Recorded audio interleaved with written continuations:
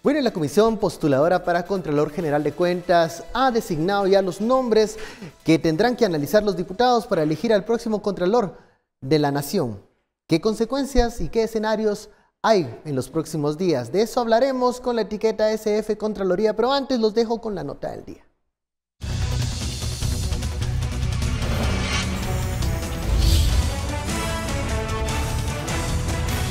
Por 12 horas, el proceso para integrar la nómina de los aspirantes a Contralor General camina a pasos forzados, debido a que un grupo busca que Amélida Pineda Yumán esté dentro de los 6 elegidos. Yo señalaría concretamente a los grupos de innovación profesional y profesionales con valores, PAU, integridad y desarrollo, comandados por el decano de la Universidad de San Carlos, que han estado llevando a cabo una estrategia que nos tiene en esta situación de entrampamiento, porque tienen candidatos favoritos o aspirantes favoritos que por el momento no han logrado hacer ingresar a la nómina de 6 candidatos. Los comisionados, muchos de ellos tienen sus preferencias y evidentemente pues estos están defendiendo esas preferencias. Y consiguientemente pues es difícil de llegar a acuerdos cuando se requieren las 2/3 partes. Concretamente, pues en el caso de algunos postulantes que están en los primeros puestos, pues por A o por B, ya sea por señalamientos o por otro tipo de factores, pues evidentemente pues se han tratado de excluir.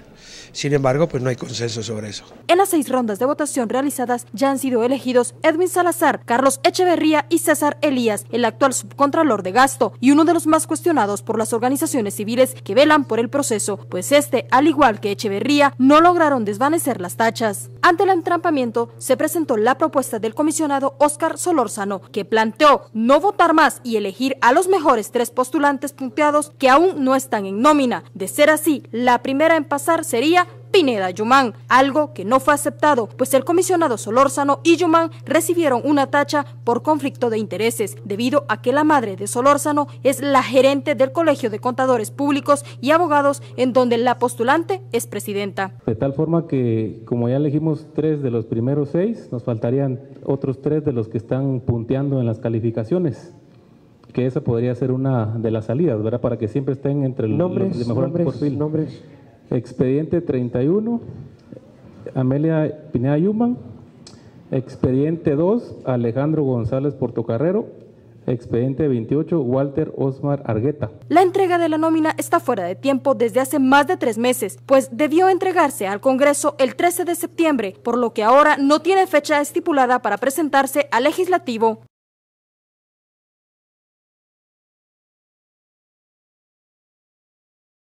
Bienvenidos a Sin Filtro, noche de viernes, terminamos la semana en el trabajo de la Comisión Postuladora para Contralor General de Cuentas. Ya los comisionados han hecho la elección de estos candidatos que serán ahora evaluados por el Congreso de la República para elegir al próximo Contralor de Cuentas. ¿Qué consecuencias tiene esto y qué escenarios podemos esperar del Legislativo? De eso hablaremos esta noche con la etiqueta SF Contraloría. Damos la bienvenida a nuestros analistas, nos visita en el set Osvaldo Samayoa. Muy buenas noches, Osvaldo. Buenas noches, qué gusto. También está con nosotros Estuardo Zapeta. Muy buenas noches, Estuardo. Buenas noches. Muy bien. Todo está listo en la Comisión Postuladora. Pareciera que ese trabajo ya se subsanó, ya pasó a la siguiente fase, pero ¿qué escenarios tenemos a la vista en la elección del Contralor y qué consecuencias puede tener elegir bien o mal a este funcionario? Comencemos con Osvaldo. Bueno, me parece que la elección de Contralor viene a ser un punto clave. Creo que previo a ver el tema del Congreso, que sabemos que es un tema delicado y... Una decisión política finalmente. Una decisión política, pero que recordemos que la Contraloría ha tenido muchísima acción en temas de presentar denuncias penales también en diferentes casos puntuales, donde por actividad de la Contraloría también se han iniciado investigaciones que están vinculadas actualmente en temas de corrupción y en otro tipo de casos, por lo que resulta importante ponerle atención a la elección. Creo que hay un punto previo a todo esto. El punto previo es que siempre hemos dicho que lo importante sería que el listado de los que conforman esto sean los mejores. Y esa garantía parece no haberse dado en el proceso inicial, en la comisión de postulación. Siempre es un riesgo en cada proceso de comisión de postuladoras elegir bien, que esos últimos candidatos, sea quien sea la persona idónea para el cargo. Pero hemos visto que la forma de calificar, la forma de revisar los expedientes cambia de comisión a comisión. De hecho, hasta en el tema de la presentación de tachas y señalamientos por parte de sociedad civil. Si no es porque sociedad civil y algunas personas individuales le recuerdan a la comisión postuladora que tiene que dar un plazo prudente para poder presentar objeciones sobre otras personas, no lo hacen. De hecho, ahí hay un amparo interpuesto. Entiendo, hay 2 o 3 amparos interpuestos contra el proceso. Si recordamos bien, en el año 2009, lo que se seleccionó un fiscal y luego la Corte resolvió a favor un amparo y se trajo abajo todo el proceso. Y hubo que volver a comenzar todo el proceso por incumplir con la ley de comisiones de postulación. Estos vicios, estos errores que se cometen en el proceso de las comisiones de postulación no nos hacen dudar quizá de la idoneidad de los que estén ahí en esa sexteta que le presentan al Congreso, pero sí nos pone ya en duda si el proceso va a ser sólido o va a haber que volver a repetirlo. Eso también es parte de lo que hay un riesgo que sea materia de impugnación. Que analizar, porque si lo impugnan, tendremos otra vez que reiterar todo esto y estaremos en un desgaste innecesario frente a lo que se viene al otro año. En el Congreso, yo creo que ahí hay que hacer un análisis un poco más fino, más quirúrgico, porque sabemos, por ejemplo, que hay muchísimos intereses ahorita de poder tener un contralor que sí fiscalice, que sí realice ciertas acciones, pero que no le entre a una reforma profunda a la Contraloría, donde pueda ir previo, sino que siempre tenga que ir atrás para poder ir esta Contraloría buscando cómo encontrar elementos y denunciar. Esto les favorece a los que están prestados en la corrupción porque les da ciertamente el chance de buscar estrategias y argucias, mientras que algunos estamos promoviendo que la Contraloría debe ser proactiva, no esperar el después, sino estar desde antes, lo cual muchos adentro del Congreso sabemos no les conviene. Entonces me parece que en el Congreso va a haber una discusión, puede ser técnica, un lobby interesante de darse a conocer, pero preocupa que pidan a cambio ciertas cabezas que hay en el Congreso para poder ser Contralor de la República. ¿Qué opinas, Estuardo Zapeta, del proceso de la Comisión de Postulación que ya entrega la lista de candidatos para Contralor General de Cuentas? ¿Qué nos estamos jugando con esta elección de Contralor, Estuardo? Bueno, primero, muchas gracias. Te enviaron una piñata. Veo que traes algo ahí traes un diablo a las espaldas, Estuardo. Sí. Este 7 de diciembre. Piñatas del Castillo para Guatevisión, son fieles televidentes y todos los de aquí de la 12 Avenida del Parque Colón. Muchas gracias por vernos. Solo vieron que llegué a comprar una piñata y nos mandaron felicitaciones.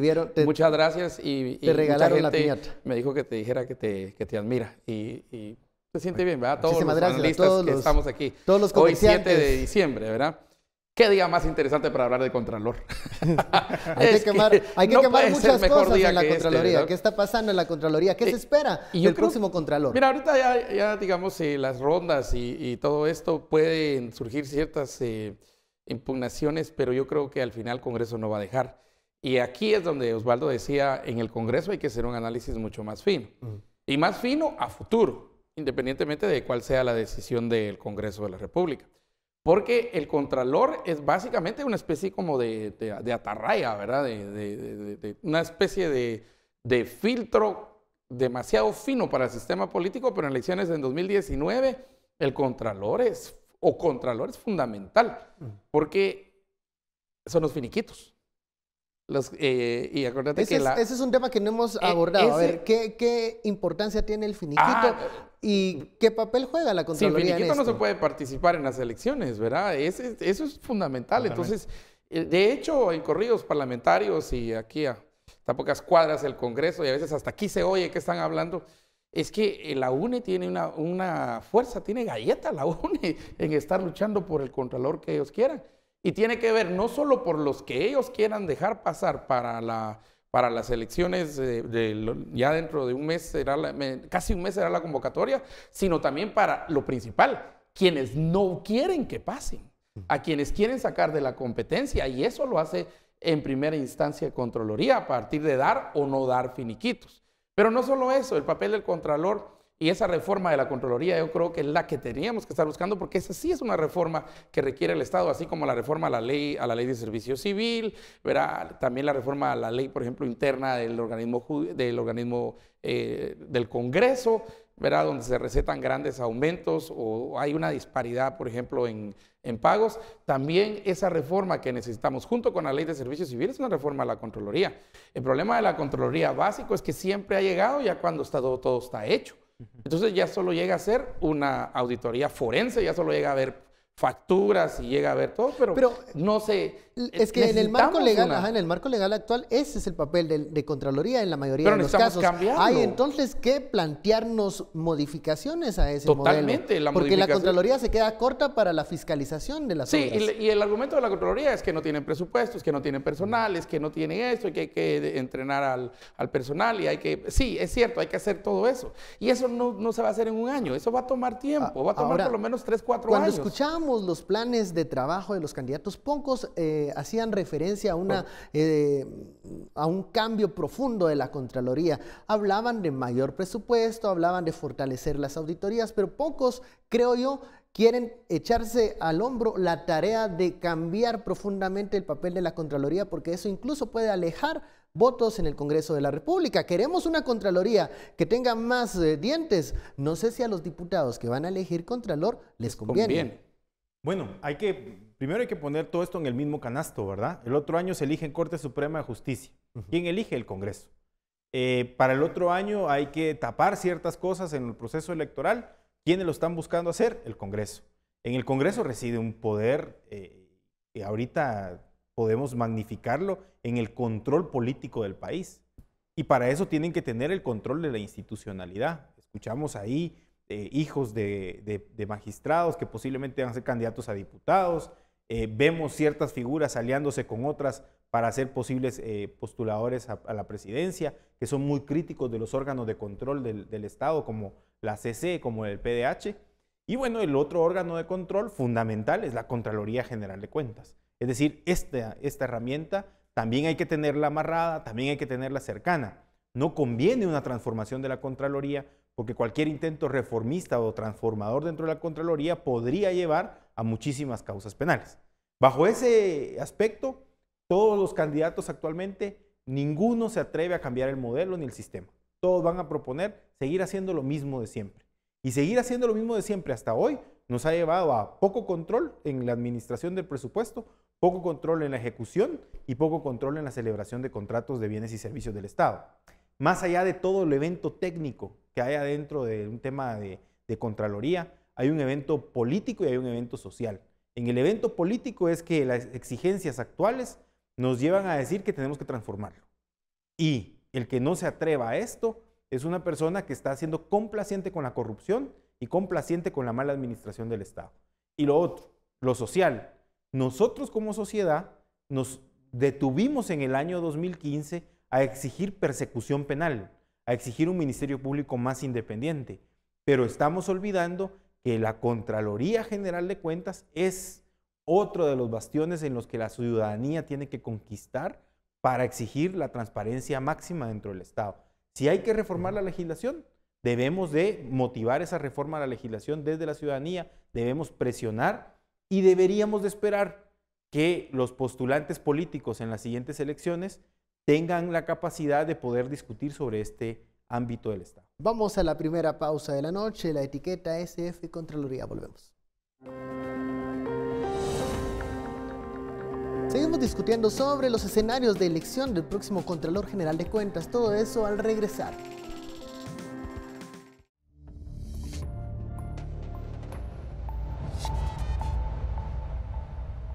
Continuamos en Sin Filtro, SF Contraloría. Hablamos de los escenarios para la elección del próximo Contralor General de Cuentas.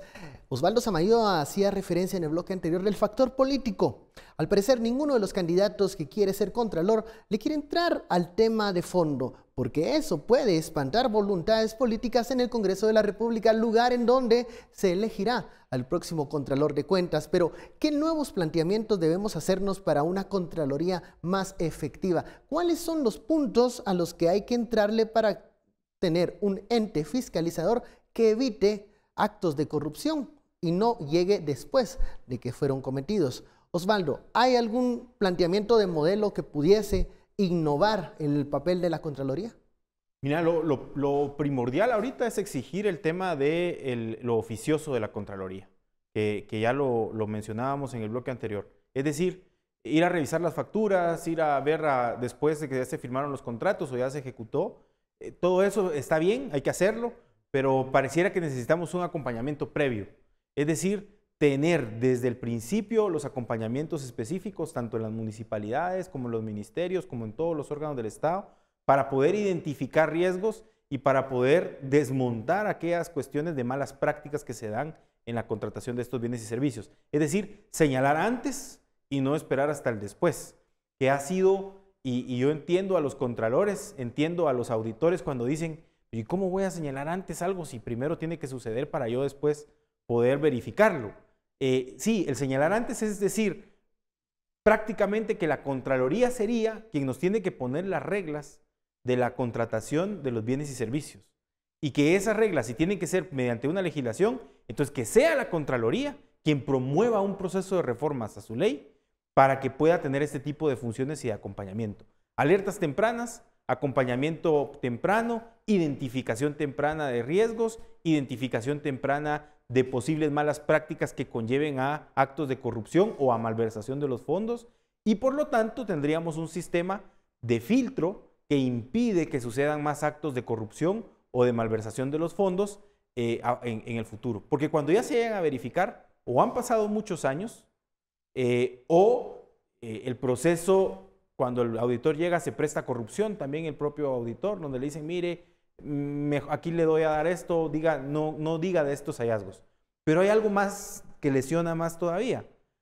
Hay reparos absurdos también que la Contraloría le pone a los funcionarios por cuestiones donde no debería de poner, o por cuestiones sencillas que el funcionario en una diligencia adecuada lo estaba haciendo por gestionar algo de forma correcta, y viene el otro y como no lo entiende, lo repara. Entonces también hay un proceso que, si es desde el principio, puede entender la dinámica de la institucionalidad para que ésta pueda de una forma más diligente desarrollar sus procesos y cumplir con las metas que tiene. Yo creo que entonces el modelo es previo, no solamente reactivo, sino un modelo previo que permita el acompañamiento a toda la institucionalidad del Estado.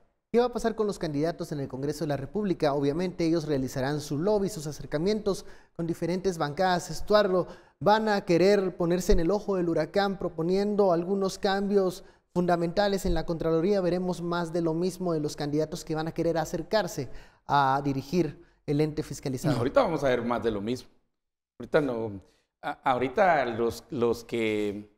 Vamos a ver, de los 13, ¿cuántos eran? 13, ¿verdad? 14. 14, perdón, 14. Se fue una lista de 6. Se fue la lista de 6 al Congreso, el Congreso va a tener que decidir, pero ahorita los 6, que como todos se creen ya más cerca, entonces están todos así como, y voy a ver si aquí no hay que mover las aguas, ¿verdad? Pero miren, el trabajo no fue ahorita, el trabajo fue desde hace meses, si no es que desde hace años. Ir redirigiendo así como los peces a una corriente para que puedan movilizarse y luego que entre el pez o el tiburón o la piraña que ciertos partidos crean. Y creo que la batalla ahí va a estar en FCN versus UNE. Y posiblemente muchos de los partidos pequeñitos unidos contra la UNE. En realidad la UNE es la que tiene que entrar con fuerza a proponer el candidato o los candidatos de ellos, porque ya todos llevan también consigna y todos los candidatos llevan también ya marca, ¿verdad? Y ya llevan color también. Y porque no nos engañemos, capacidad no es realmente lo que estamos viendo aquí, ni el deseo, ni la posibilidad, ni la factibilidad de cambiar. Y Osvaldo mencionaba esos cambios que tendrían que proponer, no creo que los van a proponer ahorita. Ahorita es mejor las aguas están tranquilas porque ya viene también la convocatoria de elecciones y el primer lugar donde paran todos los que quieren ser, candidatos es precisamente en la Contraloría, el finiquito bendito. Aún no hayan participado en el Estado, porque aún uno no, si uno quiere ser candidato y no participó uno en el Estado, no importa, igual te tiene que dar una certificación donde dice que no tenés que hacer nada y se puede atrasar, se puede perder, puede pasarle muchas cosas ahí. Pero En la ley de la Contraloría, y eso el mismo Contralor que ahora va a ser candidato a diputado por Escuintla, Carlos Mencos nos lo explicó aquí varias veces, y es que hay también la posibilidad de hacer una auditoría concurrente. Eso quiere decir que los proyectos desde el inicio pueden solicitar acompañamiento de la Contraloría General de Cuentas. Y esto es para no cometer errores en el camino.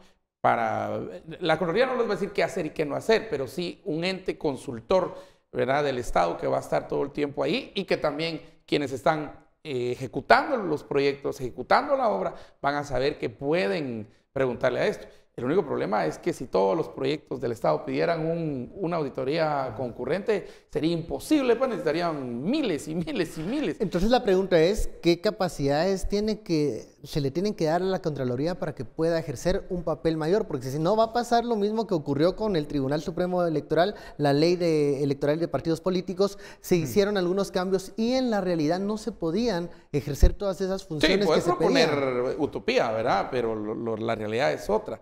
Y de hecho, entre paréntesis, estos días tiene que responder el Tribunal Supremo Electoral a varias de las preguntas que tienen los partidos políticos. Fiscales de los partidos políticos que y son preguntas válidas. Han planteado muchas dudas en estas reuniones con los magistrados y aún no tienen que responder respuesta de publicidad, de cómo se van a llevar las cuentas, ¿verdad? Ya respondieron algunas, pero no todas, ¿verdad? Entonces, pero la Contraloría, ¿qué puede proponer o qué debería proponer siendo realista? Y creo que debe proponer el movimiento de no llegar al final de un proyecto y años después. Es que el problema es que pasan años. Por eso nosotros estamos ahorita conociendo cosas de que en el año 2005 y en el año 2008 ya hasta se gastaron el pisto y todo eso, que hubo corrupción en tal proyecto, pero lo estamos conociendo ahorita. Entonces, tiene que tener más colmillo, más garra, más fuerza, pero al mismo tiempo eso tiene que ser en coordinación también con el Congreso de la República y, ¿por qué no?, tiene que ser también con el Ministerio Público, porque aquí no solamente entra el Congreso de la República ya en una fiscalización de la Contraloría. Acuérdate que muchos que entran, por ejemplo, malversación, ¿verdad?, de una vez entra hacia el procedimiento que parte y que hay una bifurcación ahí también para el Ministerio Público. Entonces, capacitación constante a la gente dentro de la Contraloría General de Cuentas. Porque es cierto, hay muchos hallazgos que uno dice, ¿y aquí qué les pasó? Pues, mientras que hay hallazgos tan visibles que no te necesitas ser contralor para decir esto es incorrecto. Ahorita, digamos, la Contraloría, ¿verdad? Una ONG, una constructora que también se dedica a veterinaria, que también se dedica a vender semillas y todo eso, encargada de dar las comidas en el comedor solidario de San Mateo Ixtatán. ¿Qué está haciendo una constructora dando comida, pues? Esas son las preguntas que deberíamos lanzar y ustedes los ciudadanos y nosotros también los medios sí tenemos que entrar a esa limpia de la Contraloría General de Cuentas. Pero te pongo este ejemplo de San Mateo Ixtatán, como está tan lejos, nadie va a llegar ahí, no se mira. ¿Y quién es el dueño de esa constructora veterinaria y agropecuaria que está dando desayunos en comedores solidarios? El que fue alcalde la vez pasada, el exalcalde. Y estoy seguro que hasta tiene el finiquito. O la ONG que es representante legal, el primo de la esposa del diputado, que se conformó y que por ahí tiene fondos públicos y que termina construyendo carreteras que no se construyen o que solo abrieron una brecha. Esos hechos tan evidentes deberían de ser fiscalizados. Nos reíamos por el caso de una sala de masajes que terminó construyendo puentes. ¿Sí? Ahora, yo pregunto, o sea, ¿qué calidad de auditores tiene la Contraloría? Hablábamos por los casos de corrupción que algunas veces alcaldes también han denunciado que llegan auditores y les ofrecen otro tipo de cosas o que no reportan los hallazgos. También tenemos que ver qué tipo de personal tiene la Contraloría, si están bien pagados, si hay incentivos positivos para que puedan ejercer su trabajo. Esto es algo que hemos visto poco en los planes de trabajo de los candidatos a contralores. Pareciera que aún no le ponen todo el énfasis a la calidad de auditores que tiene la Contraloría. Digamos que yo no dudo de la capacidad profesional que tiene una persona. Pero las condiciones laborales, digamos. Que recibe su título, digamos, ¿verdad? De auditor universitario y desarrolla su función.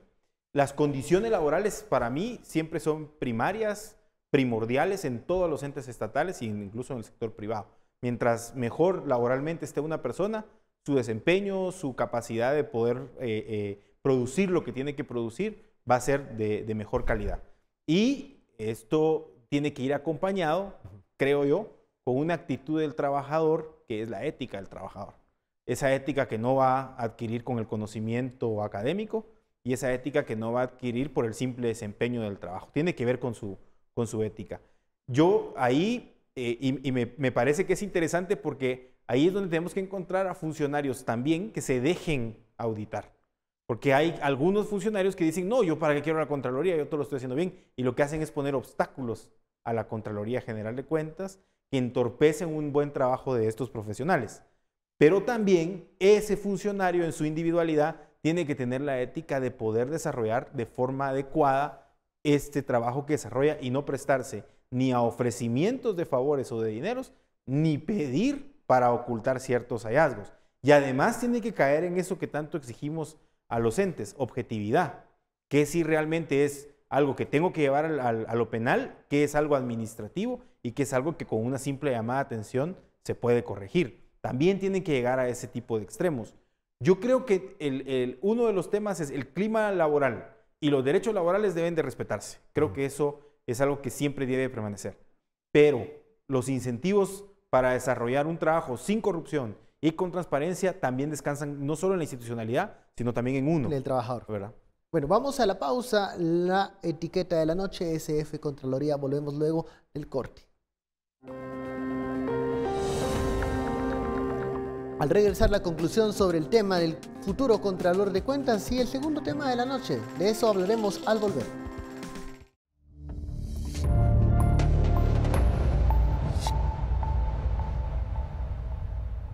Regresamos a Sin Filtro, continuamos con el tema de la noche, la Contraloría General de Cuentas, pero es momento de las conclusiones. Estuardo, ¿cómo ves entonces ya luego finalizada la etapa de la postuladora, con cosas buenas, cosas malas, pero el siguiente paso, el Congreso de la República, las conclusiones de lo que será el escenario de elección del Contralor General de Cuentas? Mira, el ojo es ahora sobre el Congreso. Es que no tenemos para dónde y en el Congreso se hace, no es una decisión técnica. En teoría, la comisión fue la que hizo una decisión técnica. Evaluar, medir, elegir a los mejores. Elegir a los mejores, ver, digamos, todo el trasfondo académico, profesional, ver todo eso.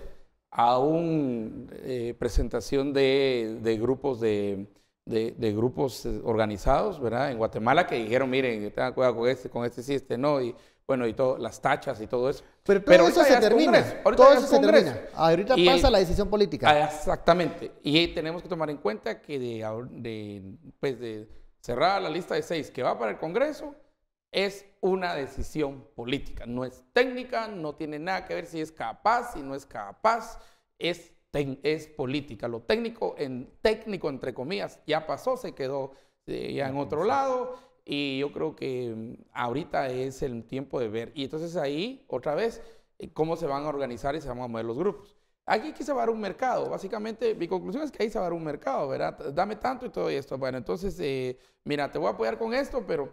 Y cuando eso no sucede, se lo reclaman, porque si ustedes recuerdan, la misma diputada Delia Bach reclamándole a Mario Taracena que había llegado a un acuerdo y que los de la UNE lo habían irrespetado. ¿Y crees que se va a hacer sentir la influencia del excontralor Mencos en esta elección en el Congreso de la República? Supuesto. Teniendo en cuenta que él va por un puesto de elección popular. Acuérdate que la idea central es que quien elija, principalmente si hay dominio de UNE en la elección política, sería entonces básicamente una especie como aquella, ¿va? Una especie como de piñata, de títere, ¿verdad? De quien salió para tener una continuidad en la Contraloría, que no solo sirve para esta elección, sirve también para las elecciones de 2023, de 2024. Entonces, es una continuidad y es obvio que los partidos políticos van a apostar aquí a la continuidad, y el más interesado en la continuidad pues es Mencos y la UNE, ¿va?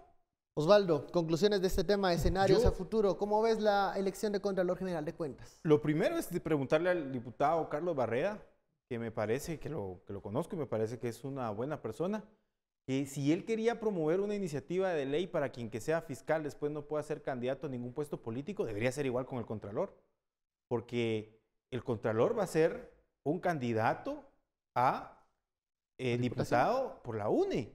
Es la misma lógica.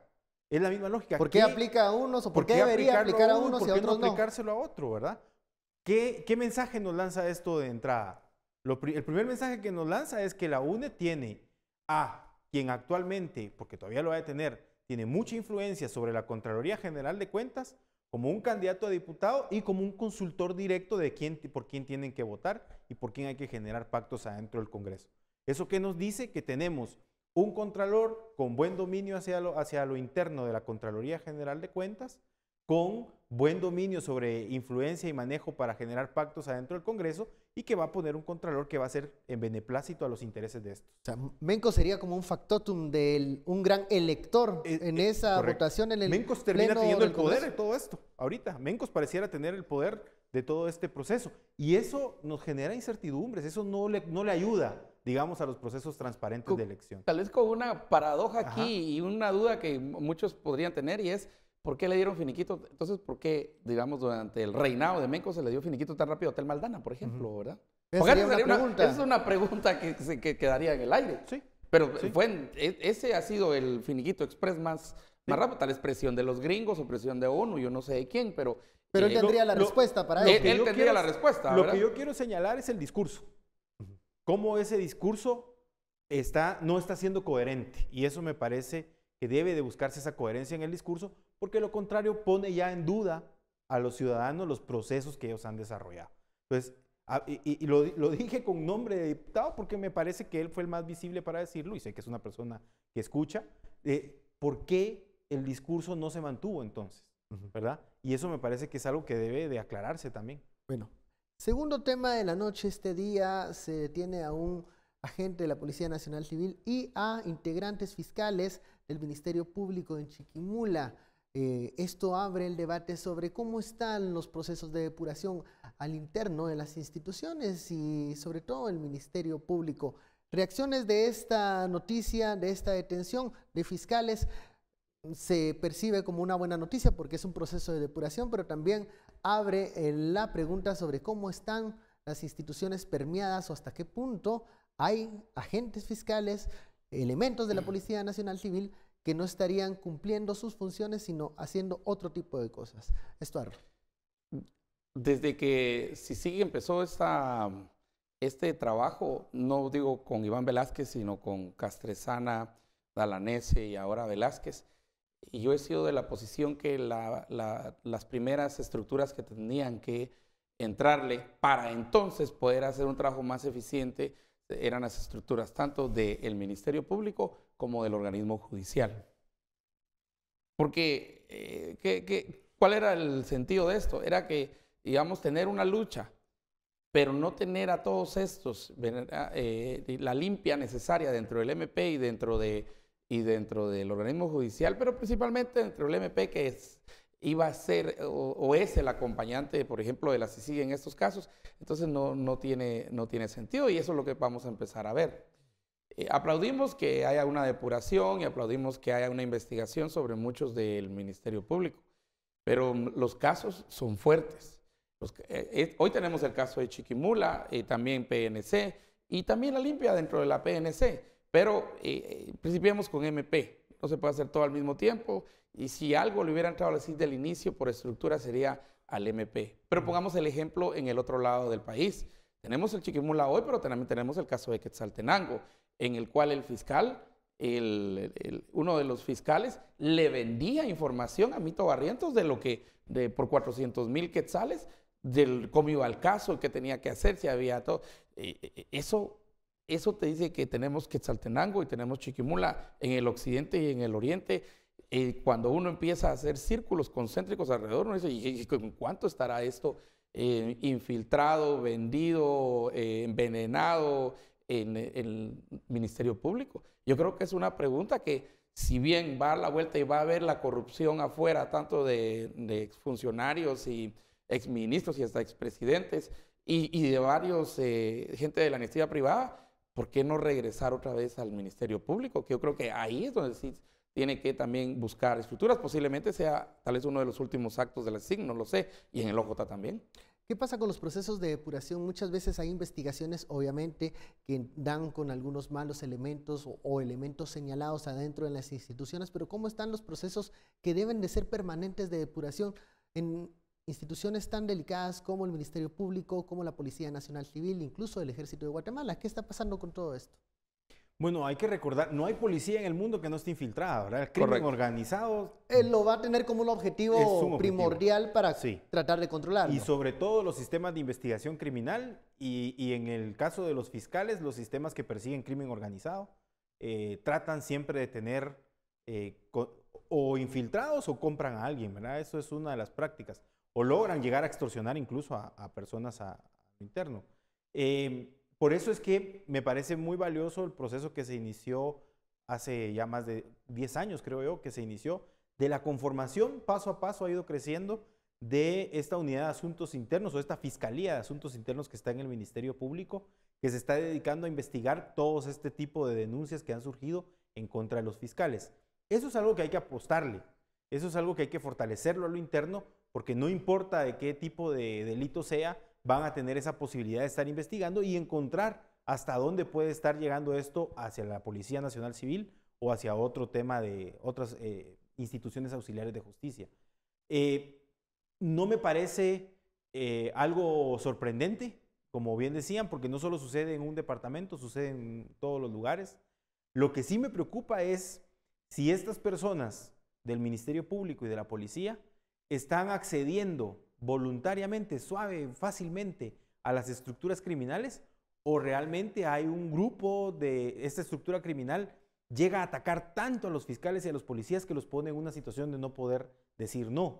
Porque también los fiscales tienen que tener la capacidad de poder decir no cuando se sienten protegidos por su propia institución. Igual el Ministerio Público.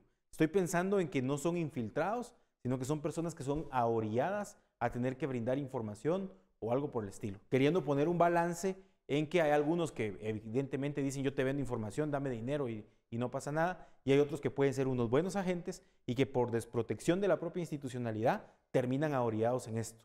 Eso nos lleva a que no solo hay que tener una fiscalía de asuntos internos, sino que tenemos que buscar herramientas de protección a la gente que se atreve a perseguir el crimen organizado.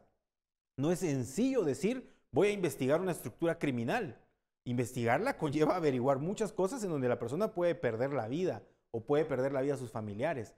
¿Qué herramientas de protección le estamos dando también a aquellos que se arriesgan a investigar?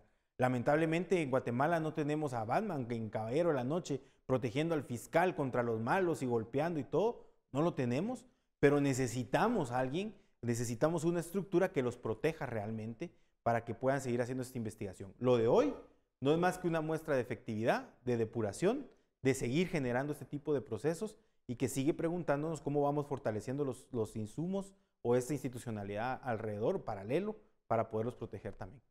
Osvaldo plantea el hecho de qué seguridad o qué apoyo les estamos dando a los agentes fiscales, a los agentes de seguridad, para no caer o no estar ahorillados o ser obligados a cooperar con organizaciones criminales. Con instituciones débiles hemos visto que es muy fácil que un agente sea coaccionado. Lo veíamos con el tema del sistema penitenciario, por ejemplo, que en donde se repiten estos casos, en donde muchos agentes del sistema penitenciario no sabemos cuáles son las condiciones, pero muchas veces ellos dicen que son obligados a ver hacia otro lado. La debilidad institucional sigue entonces siendo uno de los factores que dejan desprotección también a los agentes ante estas organizaciones criminales. No, yo sí entiendo que podrían haber gentes que sean presionadas a partir de sé dónde vivís, conozco a tu familia, o vamos a matar a tus hijos, o cualquiera, ¿verdad? El crimen es el crimen y el crimen va a hacer cualquier cosa para defenderse, ¿verdad? Por las buenas o por las malas. Sí, pero eso no es el caso que estamos viendo. El caso que estamos viendo es que voluntariamente auxiliares fiscales que se han involucrado precisamente en tener información y venderla. Yo pongo, y si queremos cruzar Guate de Chiquimula a Xela, puse el caso de Mito Barrientos que le compraba información a un fiscal. Sí. Pero vamos a Quetzaltenango, donde la policía tuvo que llegar una vez y no dejar que salieran a las 3 de la mañana los policías de Mazatenango y fueron y agarraron al fiscal. Al fiscal. Porque había venta, y entonces uno se pregunta cuántos no le estarán haciendo fiscales, por ejemplo, no porque sean amenazados, sino porque los ingresos han de ser muy altos, segunda voz a narcotráfico, al contrabando, y usted póngame en la lista ahí a sicariato y todo lo que estamos viendo. Que cuando vemos en el primer tema de la Contraloría General de Cuentas, la Contraloría General de Cuentas, pues sí debe fortalecer, y yo creo que a muchos que están adentro no les conviene, pero debe fortalecer contrainteligencia. Lo que estás diciendo en esta unidad es una unidad de contrainteligencia, ¿verdad? Una de asuntos internos es contrainteligencia. La policía tiene una unidad bastante débil, pero tienen una unidad ahí que ve las acusaciones y los problemas, los errores también o los delitos muchas veces de los mismos policías. Pero esto rápidamente pasan, obvio, a una investigación de MP. Pero entonces el MP debe tenerlo y fortalecer esa parte que ya tiene. La Contraloría también debería tenerlo, que no es supervisión, ojo, va más allá de la supervisión, va a buscar la infiltración en la institución del crimen organizado por cualquiera de los medios, principalmente a través de compra de auxiliares y todo. Y ojo que muchas veces no estamos hablando del fiscal, ¿verdad? O del fiscal auxiliar. Muchas veces estamos hablando de los niveles más bajos. Donde están muchos procedimientos que son indetectables. Porque estos se volvieron bien buzos, ¿verdad? Para tener todo. Entonces, estos son los que entre tanto papelería que se tiene, ¿verdad? La tecnología nos puede ayudar, que era un segundo punto que quería decir. La tecnología nos puede y nos debe ayudar. Vamos a una pausa. SF Contraloría, regresamos con más. Al volver, el resumen de la semana, las notas más destacadas, todo eso luego de la pausa.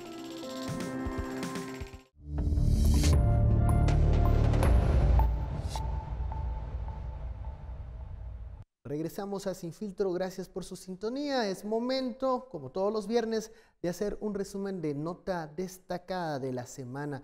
Le preguntamos a nuestros analistas cuál creen ellos que es la nota que tiene más repercusiones y por qué. Comenzamos con Estuardo Zapeta. ¿Qué nota es la más destacada de la semana, Estuardo? Yo siempre tengo varias, ¿verdad? Bueno, sí, pero escoge algo. Voy a elegir dos o tres aquí, pero vamos a ver, dos. Primero la nota y es una noticia que viene de un reportaje de Univisión acerca de la posible... Y ahorita ya en otro nivel la nota, pero durante toda la semana ha sido y sigue siendo uno de los más comentados, ¿verdad? De el posible financiamiento de una narcotraficante condenada en Estados Unidos, Marjorie Chacón, y digo narcotraficante porque fue condenada, ¿verdad? A 12 años, con el pastor, ¿verdad? Y esa presunta relación que hubo con el pastor Cash Luna. Y esa ha sido, creo que, una de las notas más fuertes y va a seguir dando mucho que hablar. En este momento está en la etapa en la cual la iglesia de este pastor pide en aclaración a Univisión, que son los originales investigadores de esta nota. Y la segunda, obvio, es el Contralor. Es el Contralor porque todo lo que depende del Contralor y la influencia que tiene un Contralor en las elecciones en Guatemala es impresionante, y a veces en año electoral miramos, es un actor pero clave. Es uno de los que más poder tiene, y aprendamos que a muchas de las autoridades tenemos que seguir. Entonces, para mí esas son dos notas de esta semana fundamentales. Ojo que todavía no sabemos quién es el Contralor, está la lista, pero todavía no sabemos. Hay todavía muchas posibilidades, como habíamos hablado en los bloques anteriores. Será el Congreso de la República el encargado de votar al próximo Contralor General de Cuentas. Notas destacadas de la semana, Osvaldo. Yo coincido que lo que ha levantado muchísimo revuelo esta semana es el tema de la señora Marjorie Chacón y su posible lavado de dinero mediante vínculos con el conocido pastor de esta iglesia, el señor Cash Luna. Me parece que ha sido un tema que ha levantado porque no solo ingresa al ámbito de la sospecha y de la comidilla que se puede armar socialmente, sino hay muchas personas de esta iglesia y seguidores personales pues, que se han puesto a la defensiva y que han empezado a generar un proceso mucho más grande, creo yo, de lo que lo deberían de haber hecho, pero que finalmente nos pone a discutir en la sociedad también. Yo veía el otro día que en 10 años se han autorizado más de 2.800 iglesias. En el Ministerio de Gobernación. En el Ministerio de Gobernación. Deben hacer su trámite. Absolutamente nada en contra de las iglesias, pero sí en un tema de que tenemos que ver qué está sucediendo o qué requisitos, porque pareciera ser que se pueden estar utilizando para lucro, lo cual no debería ser lo correcto. O sea, hay muchas sospechas, mucho que discutir sobre esto. Me parece muy interesante y me parece que esa fue una nota que ocupó prácticamente los medios. Yo decía en una red social que estamos esta semana entre religión, fútbol y política, porque incluso hasta surgió lo de Juan Carlos Plata y los árbitros. Y hay una polémica ahí muy fuerte por los árbitros que va amarrado con el tema de qué tanta fiscalización se está dando en el fútbol nacional. Y el tema del deporte federado, que también es una discusión que se sigue y que se sigue. Ya nadie confía en el esquema de transparencia y de administración de fondos en el deporte federado, que es otra gran discusión, que cuando estalle yo espero que el deporte federado se mantenga, pero que tiene que transparentarse, eso no puede seguir estando cerrado a ciertos grupos que pareciera que han formado ya una élite ahí, que no permite la fiscalización ni la rotación de personas. A ver, religión, deporte y decías política, el tercer elemento. Sí, en política porque surgió muchos rumores. Surgían rumores ahí de que, bueno, ya va a estar lo de los contralores, ¿qué va a hacer el Congreso? ¿Van a aprobar tal iniciativa de ley en el Congreso? Y eso generaba mucha expectativa. Pero había algo que me llamó mucho la atención y que circuló. Una posible denuncia al acuerdo entre Guatemala y Naciones Unidas sobre el tema de CICIG. La denuncia es cuando un Estado le avisa al secretario de Naciones Unidas, ya no voy a continuar con este tratado, me atengo al plazo que dice el convenio establecido.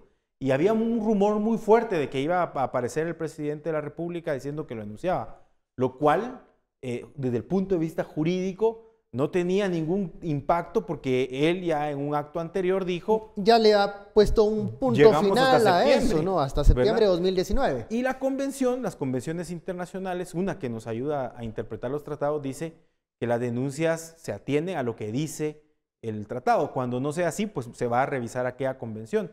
En este caso, el entendimiento es 2 años renovables, que es lo que hemos venido viendo, y que hoy el presidente ha dicho, Guatemala no va a renovar. ¿Legítimo o no legítima su decisión? Esa es otra discusión. Pero me parece crear expectativas de más. ¿No crees que lo que pasa ahí es que hay mucho discurso de querer adelantar la salida de la comisión, aunque el punto final de la misma sería septiembre de 2019? Porque eso sí ha sido una discusión que se ha escuchado en Congreso de la República y en otros círculos de si el presidente debería o no adelantar este acto de terminar la relación con la comisión. Pero sí, es cierto, es un rumor, un corrido de Palacio que se ha dado durante toda esta semana. Pero no tendría sentido porque ya hay un punto final en 2019. Que, punto aparte, el tema electoral, el tiempo electoral traerá, creo yo, su propia discusión de eso. Si se sigue o no se sigue, si habrá otra oportunidad de CICIG o la famosa CICIG reformada, pero ese es otro tema te voy a poner un ejemplo totalmente fuera del acuerdo de la CICIG, que el acuerdo de la CICIG, ¿verdad?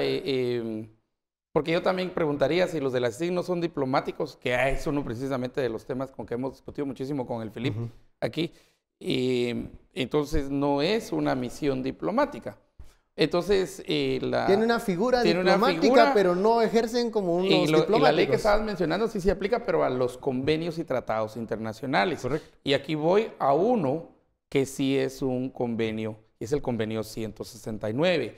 El convenio 169 en consideraciones, en la última parte, sí establece muy claramente que el Estado ratificante, en este caso Guatemala, que ratificó el 169, puede denunciar, puede salirse pues del convenio cada 10 años. O sea que la próxima posibilidad de salirse de Guatemala del convenio 169 es en el 2026, ¿verdad? Porque este viene desde el 90 y así cada 10 años. Y eso se hace con cruce de cartas donde se manda a la OIT, donde se le manda a decir, miren, ya no vamos a continuar con esto, pero no lo pueden hacer ahorita, en el 2020, 2019. eso lo pueden hacer hasta en el 2000, se puede hacer Hasta en el 2026. plazo de 10 años. Exactamente, Claro. porque la regla general en derecho internacional es que estos se pueden terminar considerando primero que ambas partes llegaron a un acuerdo aún del término del convenio. Solo Venezuela y Trinidad y Tobago han hecho eso últimamente, ¿va? Entonces es un tema interesante. Yo creo que hay que plantearlo claro. Hacerlo sería un absurdo si ya han tomado una decisión. Ya han tomado una decisión. Y si me das unos segundos, te digo que me preocupa mucho algo que sucedió. A ver. La muerte de la exsecretaria de la Secretaría contra la Trata de Personas y su esposo, que también fue diputado. El exdiputado Bracamonte. Sí, me parece muy sospechoso. Desaparecieron primero, luego son encontrados muertos.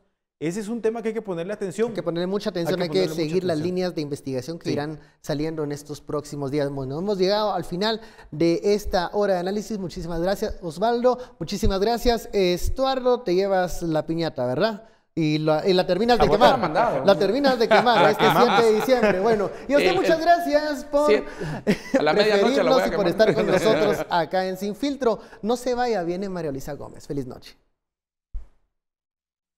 Gracias a nuestros compañeros de Sin Filtro por ese análisis. Ahora tenemos una última nota esta noche.